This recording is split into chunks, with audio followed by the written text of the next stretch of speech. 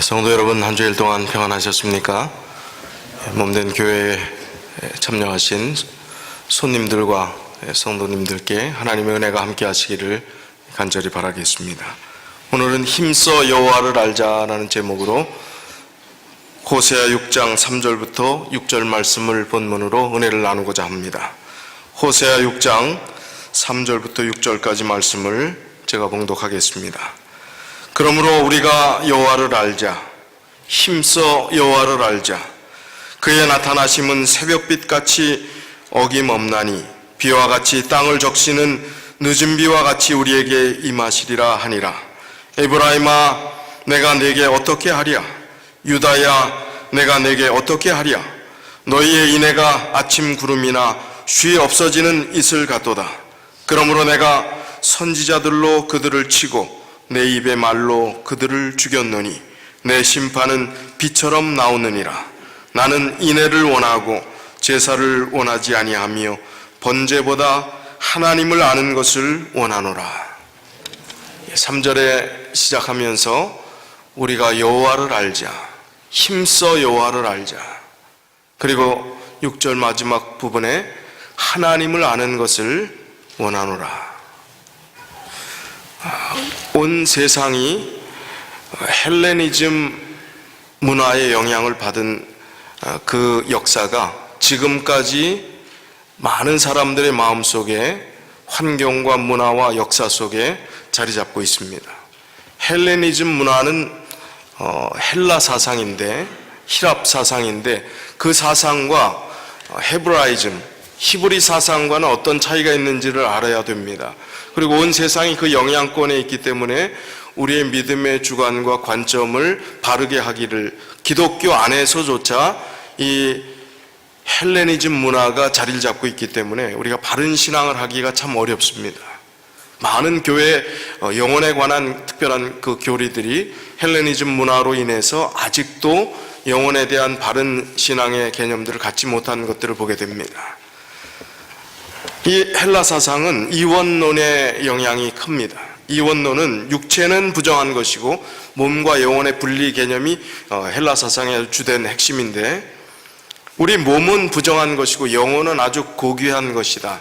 그렇기 때문에 우리 몸은 함부로 해도 되고 영혼이 좋은 데 가면 되는 것이다. 그것이 헬라 사상의 근간입니다. 그래서 플라톤이나 아리스토텔레스나 이런 이원론 사상들을 가지고 자기들의 사상들을 계속 발전시켰고, 그 영향력이 서양 문화나 또 서양의 사상에 이어서 영향을 끼치게 되고, 그것이 기독교가 자리 잡으면서 그 사상들을 배격하지 못한 채 기독교의 또 다른 영혼관으로 자리 잡게 된 것입니다.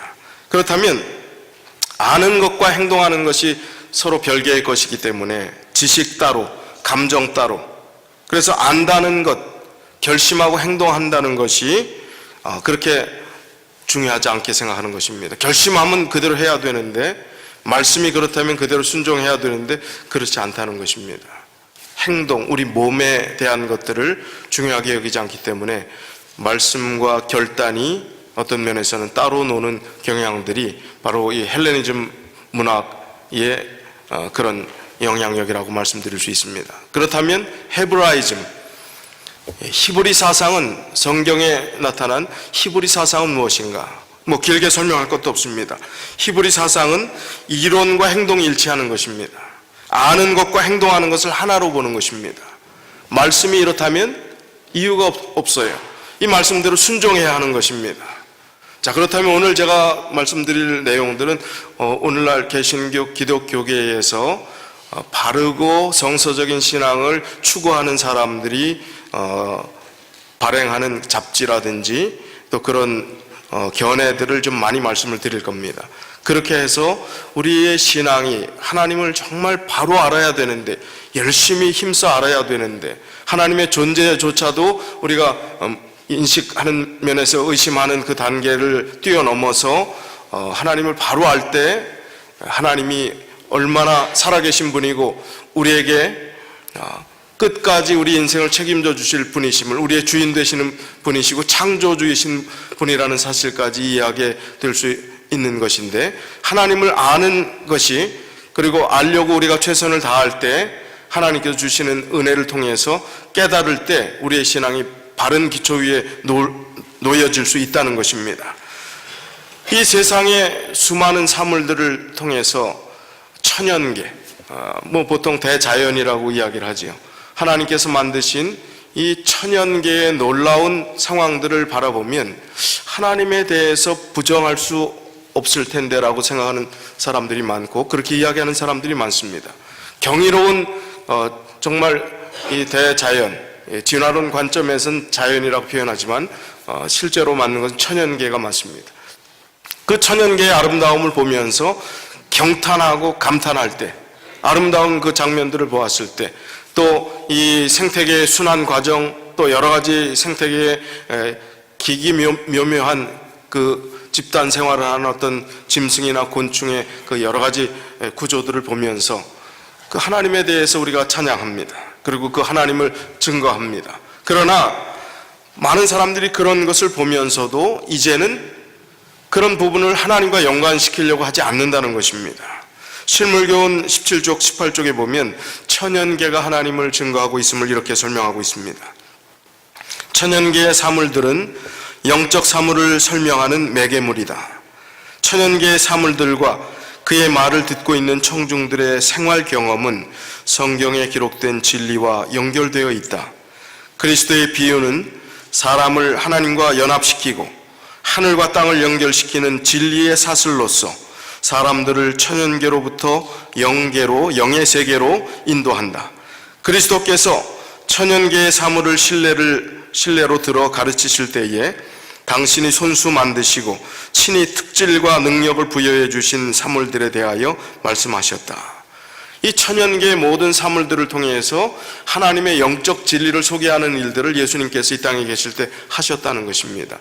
예수님은 비유를 통해서 말씀하시지 않은 것이 하나도 없다라고 표현할 정도로 비유를 통해서 또 실물의 상황들, 농부는 농부의 농사에 관련된 이야기를 하시면서 거기서 진리를 끄집어내셨고 어부에게는 이 어업에 관련된 이야기들을 하면서 그렇게 진리들을 전하셨습니다. 천연계를 통해서 우리가 하나님을 발견할 수 있는 것들이 많다는 것입니다. 그런데 오늘날 교회는 정말 이 세상은 발전해갖고 이 우주에 관련된 그전의 단편적인 지식들을 지금은 굉장히 더 많이 접근해서 더 새로운 것들을 발견합니다. 그러면 그럴수록 그 하나님이 얼마나 참 이 창조주로서 우리 인간에게 베푸신 그 과학의 어떤 단계보다 훨씬 더 우월하신 분이심을 깨달을 수 있을 것 같은데 아무리 더 많은 과학의 진보와 발전이 있어도 그렇게 여기지 않는다는 것입니다. 심지어는 오늘날 기독교계에서 창조적 진화론을 받아들이고 있습니다. 성경은 분명히 6일 동안 하나님께서 창조하시고 제7일 안식일에 쉬었음을 이야기합니다. 하루의 창조를 이야기합니다. 그러나 기독교에서 받아들이는 것은 많이 타협을 해갖고 캐톨릭 교황이 이미 또 선언했듯이 진화적 창조론을 우리는 받아들인다. 하루 동안 창조된 것이 아니라 수많은 진화의 과정을 통해서 그것이 예를 들면 뭐 1일을 1000년으로 계산하는 교단도 있지요. 그렇게 돼갖고 이게 진화돼갖고 6000년이 아니라 더 오랜 세월부터 진화되어서 온 것이지 하루 창조가 아니다. 성경 자체를, 성경은 분명히 저녁이 되면 아침이 되니 이는 첫째 날이라, 저녁이 되면 아침이 되니 둘째 날, 하루 창조를 이야기하는데 진화론적 창조론으로 바꾸고 있습니다. 그걸 받아들이고 있습니다. 창조주에 대한 인식이 그냥 이성적 머리로 아는 것이지 나의 삶의 주인, 나를 지으신 하나님에 대해서 인식하지 않는 그런 모습이 오늘날의 기독교의 모습이라는 것입니다. 어떤 분이 이렇게 이야기합니다. 오늘날 현대 교인들의 삶에서 하나님의 말씀은 일주일에 한 번 대예배 시간, 설교 시간에만 존재한다. 그렇게 이야기를 합니다. 무슨 얘기일까요? 일주일 내내 성경 말씀은 단 한 자도 안 본다는 거예요. 성경 말씀을 유일하게 접할 수 있는 그 기회는 목사가 대예배 시간에 설교할 그때뿐이라는 거예요. 오늘 현대 교회가 그렇게 됐다는 겁니다. 95%의 사람들이 성경을 보지 않는다는 거예요. 우리 교회가 아닙니다. 우리 교회는 상당히 많은 분들이 정말 신실하게 하나님의 말씀을 접하고 또 감동을 받고 또 그 안에서 살아가는 줄 압니다. 기독교 전체가 그렇게 쇠퇴해 가고 있습니다. 영적으로 쇠퇴해 가고 있습니다. 영국의 한 변호사가 한국에 와서 강연을 했는데, 우리 영국처럼 되지 않게 간절히 바라는 마음이 있기 때문에, 기독교가 지금은 너무나 쇠퇴해 갖고 가장 많은 나라에 선교사를 보내던 그 나라가 지금은 기독교 인구가 이 세상에서 괄시받는 인구가 되고, 어떤 목사가 설교하는데 이슬람은 비성서적입니다 이야기했는데 고발을 당해 갖고 가서 법정에 서고, 그런 이야기조차 마음대로 할 수 없는, 이제 세상의 권력과 또 법조계의 모든 것들이 평등이란 이름 하에 하나님의 말씀을 제대로 전할 수 없는 시대가 되었음을 한탄하면서, 한국도 쇠퇴하기 전에, 지금 한국 기독교가 성장 일로에 있습니까? 쇠퇴 일로에 있습니까? 쇠퇴해가고 있어요. 기독교가 좋은 평판을 듣지 못하고 있습니다. 점점 쇠퇴해가고 있어요. 한국이 정말 동아시아의 예루살렘이라고까지 이야기할 정도로 성장하던 그 나라가 지금 쇠퇴해가고 있습니다. 이 복음의 그 메카는 이제 아프리카로 옮겨가고 있다는 것입니다. 순수하고 받아들이고 부응하고 헌신하고 생명까지 내어주면서 그렇게 선교 사역을 하는 곳은 아프리카로 지금 바뀌고 있다는 것입니다. 오늘날 사람들이 말씀에 대해서 무관심합니다. 말씀에 대해서 흥미 없어 합니다.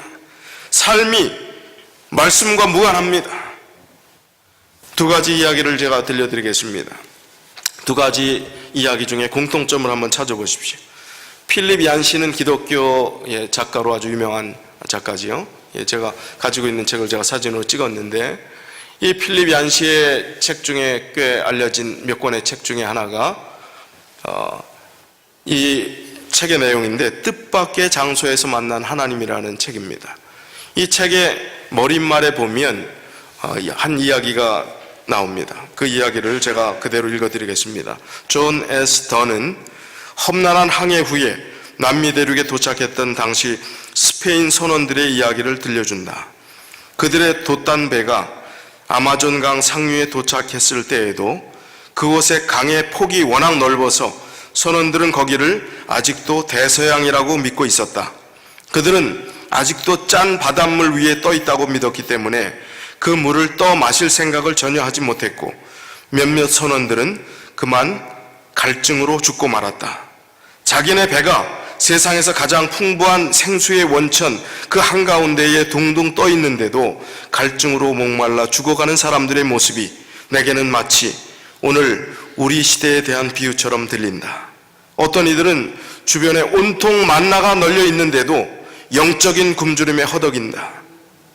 들은 바에 의하면 현미경으로 DNA를 탐구하는 과학자들과 망원경으로 천체를 연구하는 우주과학자들을 통해 전혀 설명할 길 없는 자연의 신비함과 경이로움을 알리는 보고가 계속 증가한다고 한다. 그런데도 과학은 여전히 하나님을 무대 밖으로 밀어내고 있다. 자, 지금 이 스페인 선원들이 갈증으로 죽는 사람이 생겼다는 거예요. 지금 여전히 아마존에 들어왔지만 여전히 그것이 바다라고 생각한 거예요. 떠먹기만 하면 살 수 있었는데 알지 못했다는 것입니다. 그것이 아마존 강이라는 건, 생수의 강이라는 것을 알지 못했다는 거예요. 바다인 줄 알았다는 것입니다. 알지 못했다는 것. 또 하나의 이야기입니다. 괌에 가면 괌 정부의 관광청사에서 이제 여행 자료들을 이야기하는데, 여러분이 옛날에 꽤 흥미로운 기사로 기억하시는 내용이라고 생각합니다. 이 쇼이치 요코이에 대한 이야기가 기록되어 있습니다. 그 기사 내용을 좀 읽어드리겠습니다. 1972년 1월 24일 오후 9시 탈로포포 마을의 행정관이었던 로만 퀴니타는 2차 세계대전의 일본인 패잔병을 이 마을 주인인 43살의 두에나스와 36살의 데그라시아가 자기 사무실로 데리고 왔다고 괌 경찰국에 보고를 했다. 퀴니타의 상관이었던 마리아노 크루즈는 폐잔병이 약 167kg의 키에 창백하고 쇠약해 보였으며 헝클어진 머리는 등 뒤로 넘겨져 있었고 맨발의 바지와 셔츠는 아주 더러운 것을 입고 있었는데 외견상으로는 남자일 것이라고 표현했습니다. 두에나스와 데그라시아는 1972년 1월 24일 오후 6시 30분경에 새우를 잡는 도구를 손질하고 있었는데 어떤 사람이 언덕 위로 나타났다고 했습니다. 갑자기 나타난 사람들로 놀라긴 했지만 뒤이어 나타난 사냥꾼들에 의해 이 폐잔병은 잡히게 되었습니다. 두에나스와 데그라시아는 이들을 농장으로 데리고 와서는 마을의 행정관소로 데리고 가기 전까지 먹을 것을 주었습니다. 이 폐잔병이 아가나 경찰서로 이송되는 동안 이 퀴니타의 상관인 크루즈에게 자기는 고향인 일본을 떠난 지 30년이 되었고 미국이 괌을 재탈환하기 전에 일본군의 병장으로 괌에 왔다고 말했습니다. 미국의 재탈환 이후에도 그는 2명의 다른 일본 폐잔병들과 이곳에 숨어 있다고 했습니다. 그러나 나중에 이들은 모두 흩어졌다고 했습니다. 그는 대나무 숲속에 굴을 파고 살았는데 몇 달 뒤에 음식이 모두 떨어지게 되어 다른 사람들은 먹을 것과 새로이 숨을 곳을 찾아 떠났다고 했습니다. 그러면서도 서로 왕래는 했었다고 했습니다. 약 8년 동안 지내오면서 그는 다른 폐잔병들의 죽음을 보게 되었습니다. 그는 이들은 굶주림으로 죽었다고 믿고 있었습니다. 그가 만들어 입었던 바지와 셔츠는 히비스커스 껍질로 손수 만든 것이었습니다. 1972년 1월 24일 밤 경찰서에서 조사를 받는 동안 그는 자기 이름은 쇼이지 요코이라고 이야기를 했고 그의 나이는 58세였고 일본 나고야 아이치현 출신이라고 말했습니다. 또한 1941년 나고야에서 징병이 되었으며 1943년 마리아나 제도의 제38 보병연대로 전출되기 전까지 1941년부터 만추리아에 있는 제29 보병사단에서 근무했다고 말했습니다. 이때 일부는 사이판으로 갔고 나머지 1944년 괌으로 오게 되었다고 했습니다. 그는 결혼을 하지 않았으며 신타쿠라라는 여러 친척들의 이름을 건네주었습니다. 그러면서 아직도 일본에 그들이 살고 있기를 기대했습니다. 그는 육군 병장이었으며 괌에 도착했을 때 병참에 근무했습니다. 손수 굴을 파고 살아왔는데 지난 8년 동안 그는 혼자였습니다. 이유는 같은 폐잔병이었던 2명의 동료들이 8년 전에 죽었기 때문입니다. 요코이는 전쟁이 20년 동안 계속 있었던 것으로 알고 있었습니다. 그래서 그는 어두움 밖으로 나오는 것을 두려워하였습니다. 전쟁이 끝났습니다. 그런데 그가 아직도 전쟁이 진행되는 줄 알고 두려워 숨어서 밤에만 활동하고 낮에는 자고 고기를 잡아먹고 물고기를 잡아먹고 이 과일, 나무 열매들을 통해서 연명하고 있었습니다. 28년이 지난 그때까지 그 사람들에 의해서 발견되지 않았으면 죽을 때까지 아마 그러고 살았을지 모르겠습니다. 공통점이 뭡니까? 전쟁이 끝난 것을 알지 못했기 때문입니다. 아까 스페인 선원들은 아마존 강에 있는데 갈증으로 굶어 죽었어요. 그 물이 민물인지를 알지 못했기 때문입니다. 이 쇼이치 요코이는 전쟁이 끝난지를 알지 못했기 때문에 비참하게 살았습니다. 얼마든지 비참한 삶을 모면할 수 있었기 때문에. 그렇다면 이 두 가지 공통점 가운데 알지 못했다 하는 그 결론은 어떤 것이었습니까? 알지 못했기 때문에 갈증으로 죽었다는 것입니다. 알지 몰랐기 때문에 비참한 삶을 살았다는 것입니다. 망했다는 것입니다. 다시 말하면 하나님 생수의 근원 되시는 그분을 알지 못하는 것, 그 하나님을 힘써 알아서 그분이 나의 개인의 주인이시고 창조주이시요 나의 삶에 현존하시는 분이시요 나의 모든 삶의 끝까지 책임져 주실 분이라는 사실들을 막연하게 아는 것은 죽음입니다. 멸망입니다. 하나님을 알지 못하는 것이 얼마나 위험한 인생인가, 희망 없는 인생인가 라는 사실들을 오늘 깊이 생각하면 좋겠습니다. 호세아 4장 6절에 내 백성이 지식이 없으므로 망하는도다. 내 백성이 지식이 없으므로 망하는도다. 내가 지식을 버렸으니 나도 너를 버려 내 제사장이 되지 못하게 할 것이요 내가 내 하나님의 율법을 잊었으니 나도 내 자녀들을 잊어버리리라. 지식이 없어 망한다고요. 하나님의 율법을 잊어버렸다고요. 하나님을 안다는 것은 두 가지 의미가 있다고 생각합니다. 하나는 머리로 아는 것입니다. 지적 동의입니다. 두 번째는 실천적, 체험적인 동의입니다. 그렇게 믿는 것입니다. 어느 것이 중요합니까? 둘 다 중요합니다. 둘 중에 하나만 알면 어떤 현상일까요? 머리로만 알면요, 사변적, 철학적으로 하나님을 알게 되고 그 하나님은 역사적으로 이해하는데 예수 그리스도가 역사의 한 인물로 그치게 됩니다. 개인적인 만남의 경험이었기 때문에, 체험이었기 때문에, 영생의 주인이라고 생각하지 않기 때문에 그것으로 그치게 됩니다. 그런데 인격적, 체험적 신앙만 강조하고 하나님을 아는 지식이 부족하다면 어떻게 될까요? 근거 없는 자기 중심의 왜곡된 신앙을 하게 됩니다. 그리고 잘못된 신앙관이 형성됩니다. 그리고 성경에 기초하지 않는 신앙으로, 잘못되면 광신적인 신앙으로 가기 쉽습니다. 이 하나님의 말씀과 또 지식적인 이 말씀을 아는 것과 우리가 그 말씀을 통해서 인격적인 하나님을 만나는 것이 얼마나 중요한지 전해져 내려오는 이야기에 의하면 아이작 뉴턴이 세계에 아주 많은 영향을 끼친 인물이지요. 이 아이작 뉴턴이 노년에 치매에 걸렸는지 기억상실증에 걸렸는지 좀 오락가락했다고 합니다. 자기 이름까지 잊어버렸어요. 나이도 몰랐습니다. 답답해하던 제자들이 물었습니다. 그렇다면 선생님이 알고 계신 것이 대체 무엇입니까? 이름도 모르고 나이도 모르는데. 그랬더니 아이작 뉴턴이 아주 노년에 나는 딱 두 가지를 알고 있다, 그렇게 제자들에게 답변했습니다. 그 답변은 하나는 내가 죄인이라는 것과 또 다른 하나는 예수님이 나의 구주시라는 것이다. 여러분, 이 정도면 되는 것 아닙니까? 여러분 이름은 알아서 뭐 하시게, 여러분 나이는 뭐 알아서 뭐 하시게, 뭐 내 나이가 어때서 자꾸 그러시는데,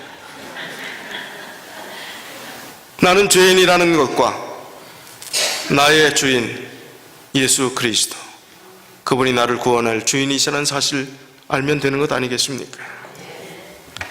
하나님을 열심히 알기 위해서 우리가 해야 될 것들을 많이 제공하고 있지요. 성경이 너무 어려운 분들을 위해서 저희가 큐티 테이블에 놔두고 있는데 점점 숫자가 줄어가는 것 같아요. 강조를 안 해서 그런지 아니면 따로 성경 연구하는데 저게 굳이 필요가 없으신지 모르겠지만, 성경을 더 쉽고 또 성경을 규칙적으로 읽을 수 있도록 교회에서 제공하는 그 성경 말씀을 열심히 읽으셔야 됩니다. 그리고 성경의 참고서 격인 성경의 시작과 끝의 모든 내용들을 잘 설명해 놓은 대쟁투 총서, 부조와 선지자부터 시작해갖고 각 시대 대쟁투까지 도서관에 다 비치되어 있지 않습니까? 성경을 잘 이해할 수 있는 도움이 되는 이 책. 그 다음에 날마다 아침마다 기도력을 제공하고 있습니다. 교회 진함, 그 책이 하루에 그 좋은 성경 말씀에 관련된 글들을 읽고 기도하는 시간들을 갖는 것. 아주 다른 거 뭐 수없이 많은 잡다한 것들을 여러 군데 그냥 섭렵하시는 분들이 있어요. 그러나 아주 기본적인 건 하지 않고, 정말 중요한 것들 하지 않고 한눈 파는 분들이 너무 많아요. 그거 이상하고 재미있는 소리, 우스갯소리하는 그 목사들의 설교를 듣고 재밌어하고 그걸 퍼다 날릅니다. 기본적인 걸 하시고 하시면 좋겠습니다. 아침 기도력 통해서 하나님의 양식을 아침에 취하는 것, 안교 교과, 지금 로마서를 저희가 다루고 있죠. 그걸 저녁에 하루에 불과 그냥 읽으면 5분도 안 걸리는 것, 생각하면서 깊이 하더라도 30분이면 될 것을 우리가 하지 않는다면, 그리고 교양과 또 우리의 영적 신앙들을 함양할 수 있는 그 시조 잡지, 가정과 건강, 건강과 우리의 가족의 든든함을 지켜줄 수 있는 그 잡지, 그리고 재림마을이라고 하는 그 웹사이트에 아주 다양한 설교와 다양한 것들이 많이 나옵니다. 자, 이것도 충분하지 않습니까? 이거 다 하려도 시간이 부족하지 않습니까? 하나님을 알기 위해서 우리가 최선을 다해야 합니다. 왜냐하면 죽고 사는 문제이기 때문에요.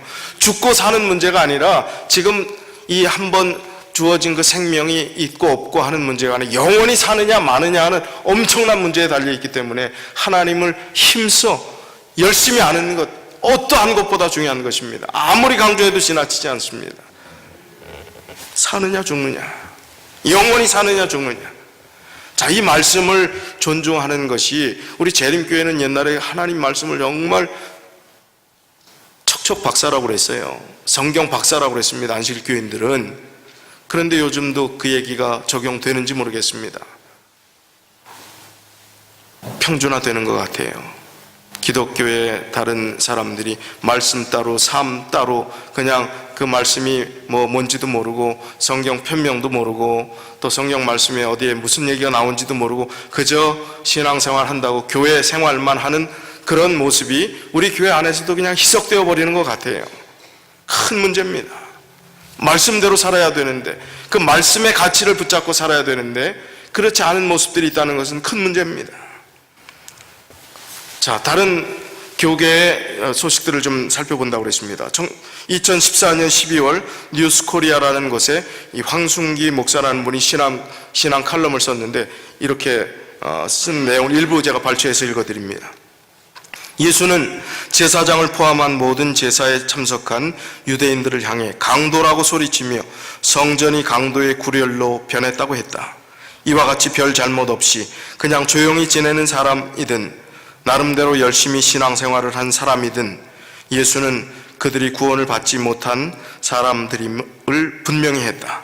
이렇듯 구원을 받은 줄 알고 있었던 사람들 중에 사실은 그렇지 않은 사람들이 성경의 기록으로 남아있다.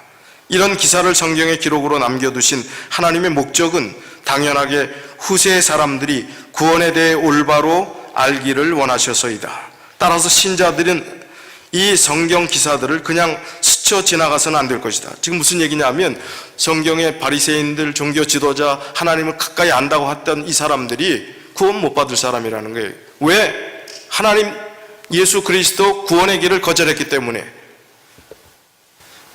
지금도 마찬가지라는 것입니다. 하나님을 알지 못하고 피상적으로 믿었을 때는 그게 보장할 수 없음을 장로교회 목사가 얘기하는 거예요. 지금 우리 교회 목사가 아니고요. 그리고 들어보십시오. 넥타이를 맨 무당들이 판을 치고 기복신앙을 전하는 자들이 설교단을 장악하고 있는 요즘에는 더욱더 이와 같은 성경 기사를 곰곰이 생각하며 읽어야 할 것이다. 넥타이를 맨 무당이래요. 누가?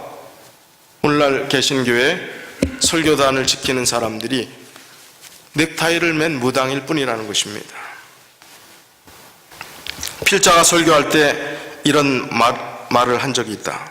여러분들이 영적으로 잘못되면 저는 목사로서의 책임을 통감할 것입니다. 하지만 여러분, 그리스도께서 다시 오시는 날, 즉 심판날에 심판대 앞에 서면 여러분들의 죄는 모두 여러분들에게 돌려질 것입니다. 그때 가서 예수님, 우리 목사님이 그랬는데요 라고 말해보아야 소용없습니다. 여러분들이 깨어 있으셔야 합니다.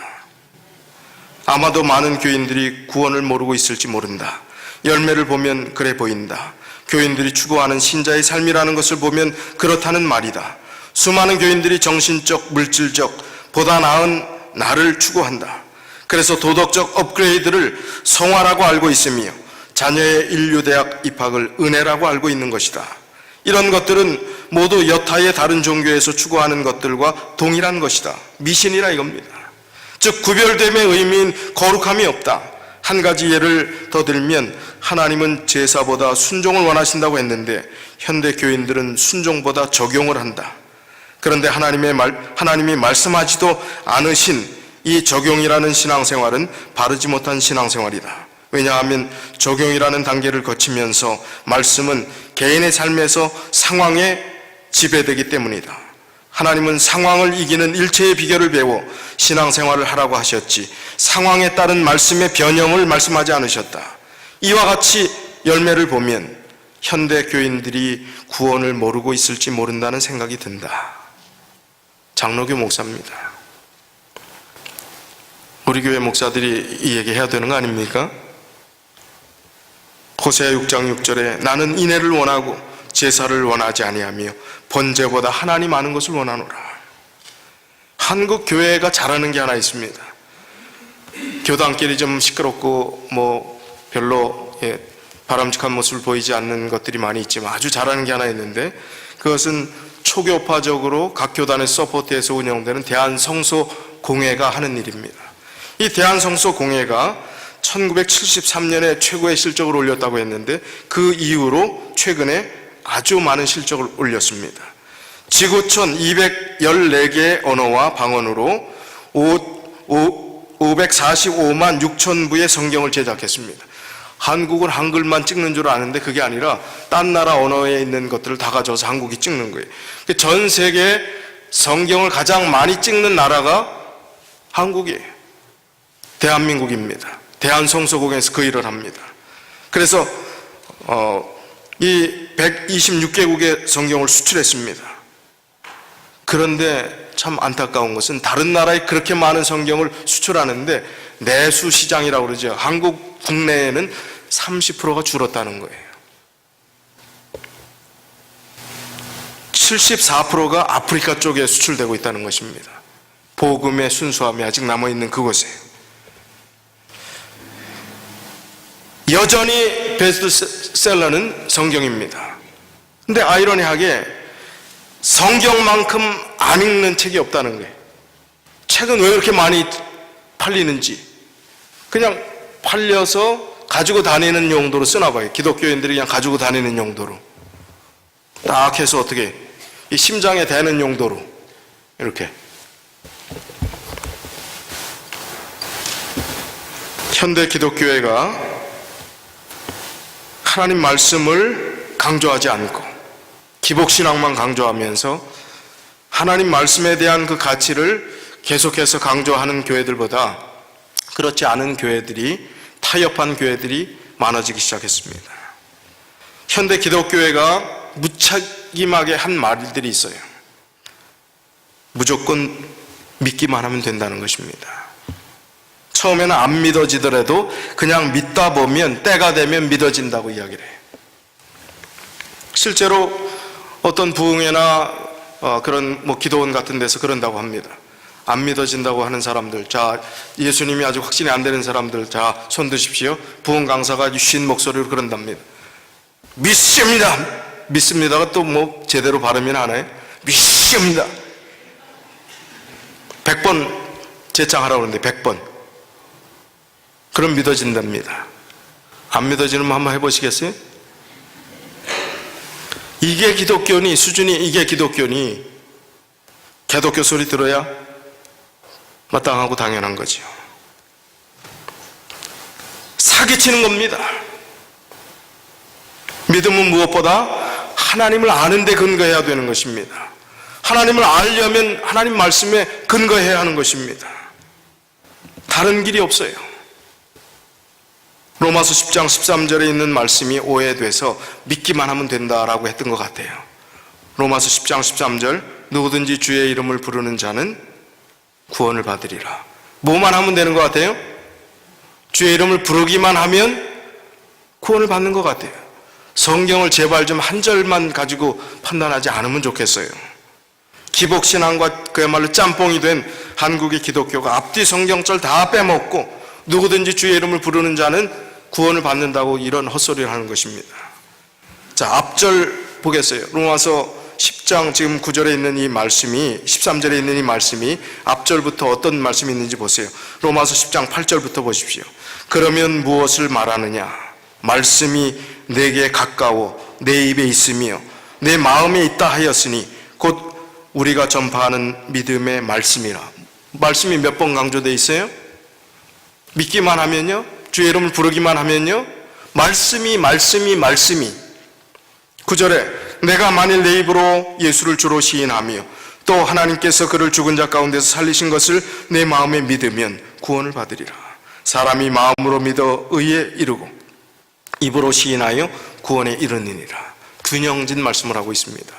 마음으로 하나님의 말씀을 받아들이고 그 말씀이 우리 가운데 살아 움직일 때 그것이 구원을 받는다 하는 말씀이지, 부르기만 하면요, 천만에요 나더러 주여 주여 하는 자마다 천국에 다 들어갈 것이 아니요 다만 하늘에 계신 내 아버지의 뜻대로 행하는 자라에 들어가리라. 마태복음 21장에 그 말씀을 주셨지 않습니까? 성경을 꼭 좀 앞뒤 문맥을 보고 적어도 앞뒤 한 장, 두 장 뒤에 상황들을 보면서 성경 말씀을 좀 기도하면서 이해했으면 좋겠습니다. 뉴스앤조이 2010년 2월 2일자에 남오성이라는 분이 교회개혁 실천연대 사무국장이 전통에 근거한 신앙, 성경에 근거한 신앙이라 하는 제목으로 칼럼을 썼습니다. 그 중에 일부를 제가 읽어드리겠습니다. 피터 왈도, 존 위클립, 얀 후스, 윌리엄 틴데일, 마르틴 루터, 이 사람들의 공통점은 무엇일까? 중세 종교 개혁자이다. 그렇다. 그런데 다른 공통점이 더 있다. 찾아보자. 이 사람들 모두 성경 번역자이다. 중세 교회의 라틴어 성경을 자기의 일상의 언어로, 즉 피터 왈도는 로마 방언으로, 존 위클립은 영어로, 얀 후스는 체코어로, 윌리엄 틴데일도 영어로, 마르틴 루터는 독일어로 번역했다. 이들은 성경을 해방시켰다. 돈과 권력을 추구하는 타락한 성직자들의 탐욕의 수단으로 질식된 성경을 올바른 신앙의 유일한 근거가 되는 하나님의 말씀으로 해방시킨 것이다. 이들의 성경 번역이 있었기에 종교개혁은 가능했다. 종교개혁은 소수 영웅의 종교적 정치 활동이 아닌 성경을 올바로 읽은 일반 성도들의 일상, 생활, 신앙 혁명이었다.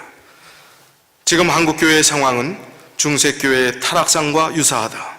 시조 한편 읊어보련다. 대형교회 목사 위세, 중세교황 부럽장코, 수천억 원 랜드마크, 교회 건물 바라보면 면죄부 팔아 짓던 중세성당 떠오른다. 이분이 시조를 이렇게 지었답니다. 하나님 말씀인 성경 본문이 아닌 인간의 관습인 교회 전통에 근거한 신앙 행태의 결과는 결국 사람이든 건물이든 피조물을 하나님 삼는 우상 숭배를 만들었던 것뿐이다. 그렇다. 지금 한국 교회의 신앙은 성경에 근거하지 않고 있다. 당신은 어떠한가? 그러면서 몇 가지 이제 퀴즈를 얘기합니다. 동방 박사가 몇 명이라고 그랬어요? 누가 3명이랍니까? 성경에 3명이 나옵니까? 예물이 3종류 이름이 나왔지 3명이라는 거 없어요. 말구이에서 예수님 탄생했다고 그러는데 말구이라는 얘기도 없어요. 수없이 성경에 없는 이야기들이 우리가 들어왔던 얘기, 그냥 상식적으로 여겨지는 얘기로 성경을 이해하는 것이 가득하다는 얘기를 쭉 합니다. 그거 다 생략했습니다.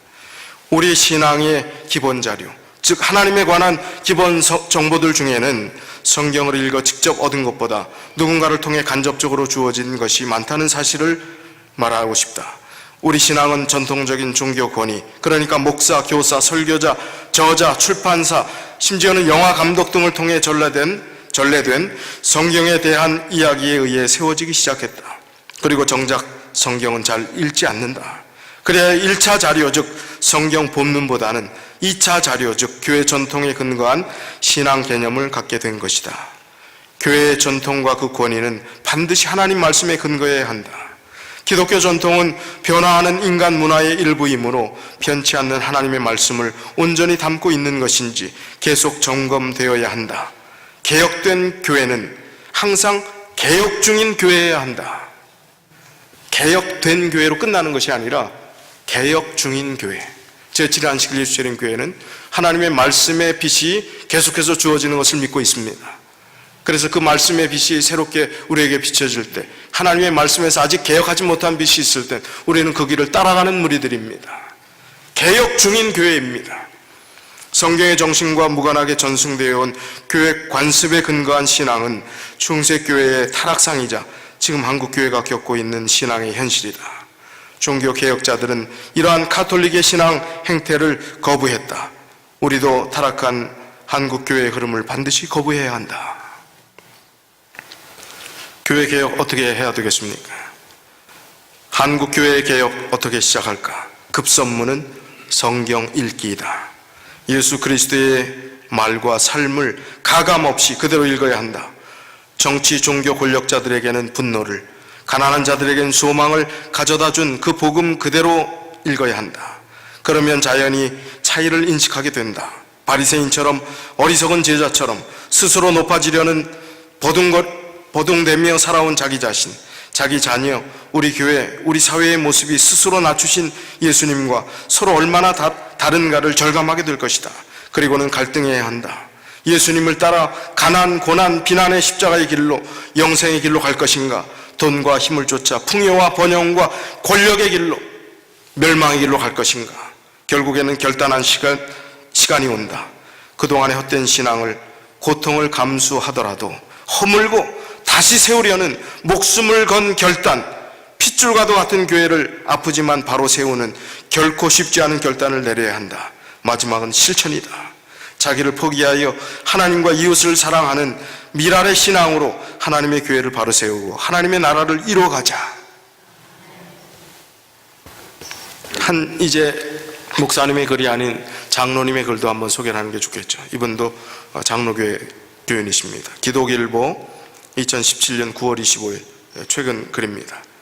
루터와 칼빈은 15세기 당시 가톨릭의 부패와 가톨릭의 교회 전횡을 뒷받침하는 교리에 반대하여 성경을 각국의 언어로 번역하여 일반 성도들이 읽을 수 있게 함으로써 성경 말씀에 충실하고자 하는 개신교회를 세웠으나 가톨릭의 율법적 행위, 구원론에 반대함에 지나쳐 믿음의 행위까지도 구원에 무관한 것으로 가르치는 과오를 범하였다. 칼빈의 기독교 강요가 나온 후 100년 동안 개신교 교인들의 삶이 세상 사람의 그것보다 더 타락한 현실을 목도한 스코틀랜드 장로교회, 청교도의 본산인 이 스코틀랜드 교회가 3년 동안에 걸친 철저한 성경 연구의 결과 제정된 이후 지난 400여 년 동안 전 세계의 모든 복음주의 교회들이 자신들의 신앙 고백으로 헌법에 규정해 온 웨스트민스터 신앙 고백을 반영한 한국 장로교회 헌법의 신조 9항에는 다음과 같이 규정하고 있다. 자, 웨스트민스터 이 신앙 고백이 복음주의 모든 교회들이 교회의 요람처럼, 교회 매뉴얼처럼 여기고 있는 것입니다. 그 다음에 켈빈의 기독교 강요가 그렇게 중요하게 생각하는 것입니다. 장로교회의 기본 신조 가운데 이게 들어있다는 겁니다. 그 신조 9항에 있는 얘기를 들어보세요. 너희의 죄를 회개하고 주 예수 그리스도를 자기의 구주로 믿고 의지하여 본받으며 하나님의 나타내신 뜻을 복종하여 겸손하고 거룩하게 행하라 하셨으니 그리스도를 믿고 복종하는 자는 구원을 얻는다. 뭐라고요? 장로교회 교리, 웨스트민스터 이 신조에 따른 자기들이 만든 그 교리 안에 믿기만 하면 구원받는다는 교리는 없어요. 그런데 50% 넘는 목사들이 믿기만 하면 구원받는다고 이야기를 한단 말입니다. 자기들의 신조조차도 지키지 않고 있다는 것입니다. 여기 분명히 뭐라고 그랬어요? 복종하고 하나님의 나타내신 뜻을 복종하고 겸손하고 거룩하게 행하라 하셨으니 그리스도를 믿고 복종하는 자는 구원을 얻는다. 장로교회 교리예요. 믿기만 하면 구원받는다가 아니라 믿고 복종하면 구원받는다. 믿음과 행함이 분리될 수 없음을 장로교회 교리책에도 이렇게 나오고 있습니다. 오늘 우리가 다시 한번 하나님 말씀으로 돌아가야 합니다. 시편 138편 2절에 내가 주의 성전을 향하여 예배하며 주의 인자하심과 성실하심으로 말미암아 주의 이름에 감사하오리니 이는 주께서 주의 말씀을 주의 모든 이름보다 높게 하셨습니다. 주의 모든 이름대로 주의 말씀을 크게 하셨습니다. 아니, 말씀이 주의 모든 이름보다 높게 했다. 아니, 하나님보다 더 높은가 말씀이? 왜 이런 표현을 했을까? 그 말씀은 하나님과 동격이라는 것입니다. 말씀이 육신이 되어 오신 예수 그리스도, 그 말씀 자체가 하나님이시라는 것을 강조하기 위한 말씀입니다.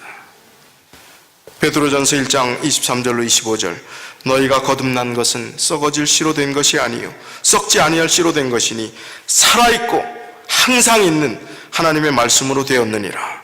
그러므로 모든 육체는 풀과 같고 그 모든 영광은 풀의 꽃과 같으니 풀은 마르고 꽃은 떨어지되 오직 주의 말씀은 세세토록 있도다 하였으니 너희에게 전한 복음이 곧 이 말씀이니라. 말씀으로 돌아가게 되시기를 간절히 바랍니다.